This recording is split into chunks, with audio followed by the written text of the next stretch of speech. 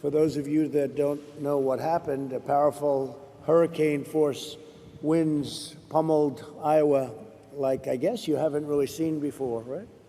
Has this ever happened, a thing like this? Not to this extent have we experienced anything even close to the size and the power of the winds. All Americans are united in grief and prayer for the precious life that was lost. So how many people were lost, would you say? Right now, we've had 3 fatalities, and when you look at the severity of the damage and how widespread it is, and especially in Lynn County that you're in right now, it's been a blessing that we haven't had any more loss of life than we've had. Oh, well, that's good. That's 3 is too many, but 3 that's is a lot. too many. And people injured, I know, but it's but they'll be okay, right? Yeah. This took a big chunk out of your entire state, Chuck. This was a big portion. I guess more than half of your counties were affected, and some very badly, right? About 113 million acres of crop.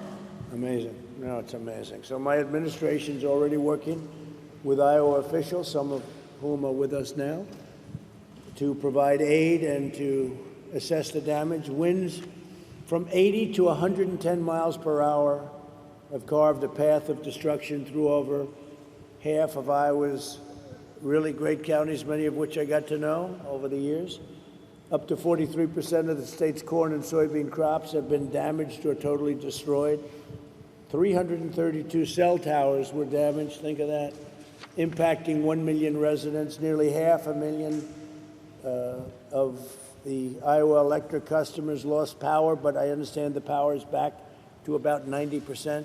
That's the goal by the end of the night, so we're making progress and getting closer. And the power company's done a good job Yep. under the circumstances? We had 595,000 households without power. 97% of Lynn County had no power from the storm, so unbelievable. So they really did a good job getting Yep. it back, right? Yep. So fast. With the That's compact fantastic. aid, mutual aid, really implementing that, we've seen a lot of collaboration take That's place. fantastic. Thank them for us.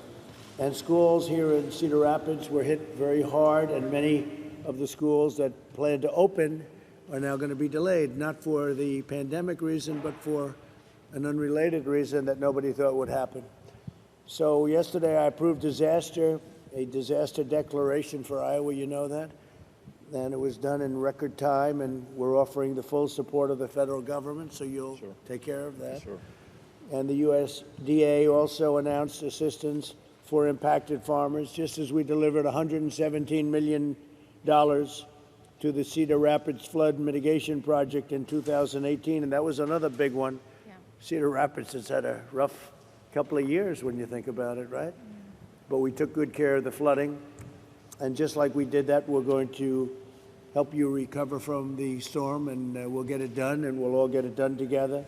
Iowans have always been resilient and strong and tough and great people. From the depths of this grave hardship, we will rebuild even stronger than before. We're going to be in fantastic shape in a very short period of time.